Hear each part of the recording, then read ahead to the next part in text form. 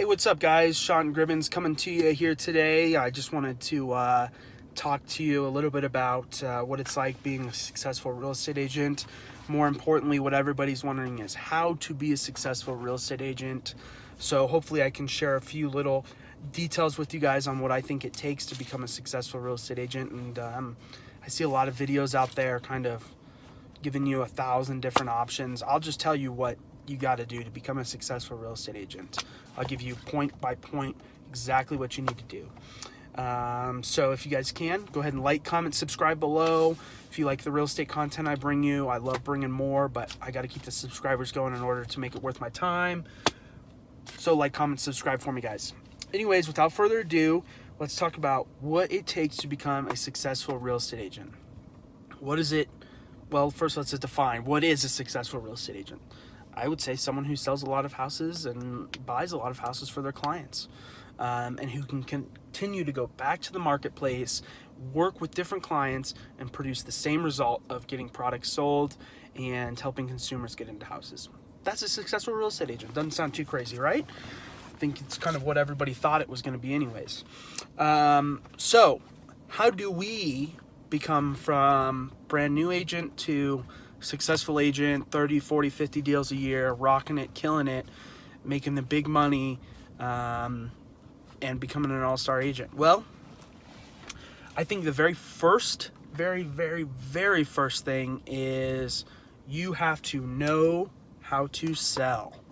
Now, when I say you have to know how to sell, it doesn't mean you have to be some greasy, grimy car salesman.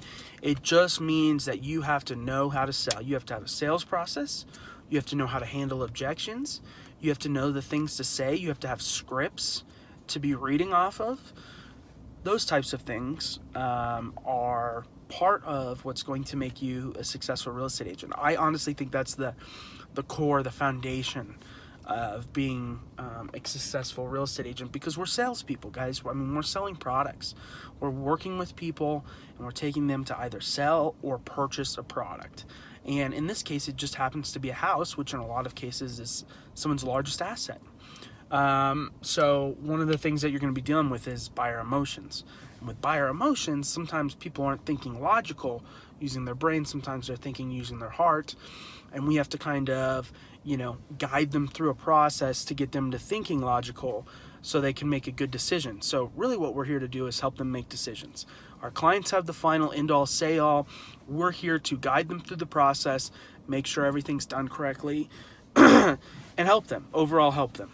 So to be a successful agent, you got to know how to sell. That means handling objections. That means when someone comes to you and says, Sean, love the house, love everything about the house, I'm not buying it, it's too much money. Okay, I have to know what to say to that. I have to know how to respond to that in a manner that may not discourage the client, and in a manner that may have or give the best opportunity for that client to purchase. So sometimes, and a lot of times, these people just don't fully understand. I'll just say it this way: they're thinking with their head. They're thinking with their heart and not thinking with their head. We're thinking with our head. We're thinking logically. We know, hey, this house is going to sell at this price. This is what we need to do to sell this price. And it's because we're professionals, right? It's because we have experience doing that. And it's our job to help clients do that. So the biggest thing is buyer emotions, handling those emotions. And those emotions come with objections. So you got to know how to handle those objections. Once you master that, once you know what to say, anytime a client throws out an objection at you, you know what to say, that's when you're going to start really getting good at this business, getting detailed, and then that's when you can really open up the doors and you can say, you know what, I want some leads here, I want some leads here, I want some leads here, and the leads start coming in. You start working these leads, and you'll notice that you'll start closing much more deals, just because your sales process is down to a science, and you're not just, hey, do you want to buy a house? Oh, okay, you don't? All right, see you later. That's not how we sell houses, guys. So that's how you be a successful agent. It's going to take, knowing how to sell. That's the very first step. So what I like to do is I like to recommend sales programs to you guys. Mike Ferry's great. He's super involved in real estate, so that's why I mentioned his name first. Personally, I love Grant Cardone's stuff. Absolutely love GC. He's awesome. So if you guys want to check him out, Grant Cardone is amazing. He's probably one of the best salesmen in the world. You can buy his sales program. It's kind of expensive, but definitely worth it. I've read all of his books. Big believer in Grant Cardone. Big believer. So I would check out him for sure. And so once you get your sales process down, guys, once you get the whole sales cycle down, you're ready to start working with people, you're ready to start closing some deals. The next thing is you need to focus on working leads. We need people to work with. Where are we going to get those from? Working leads. It could be you're getting leads from open houses. It could be you're getting leads from your sphere of influence. Maybe they're referrals. Maybe you're getting leads from Facebook ads. You know, there's all kinds of different ways to get leads. You could get leads from Zillow. You could get them online. There's companies you can pay to get leads, which aren't always bad. You know, everybody knocks Zillow. I'm a premier agent on Zillow. I get a lot of calls on Zillow from a lot of qualified buyers, so it's really not a bad resource at all for finding people to work with. And that's what you guys need is leads, because once you have leads, you can work those leads using your sales system. And once you have your sales system down and you've got leads, now you got deals. Now you got people where you can go out, you can schedule showings, or you can put a for sale sign in the front yard and start taking showings. That's really where you want to be, is at the point where you're signed contracts with your people and you're moving to the closing point, moving to the sale point. So once you've got that, guys, handled, I'd say if you've got your sales tactics down and you know where to get leads from, man, you can kill it out there if you really know what you're doing.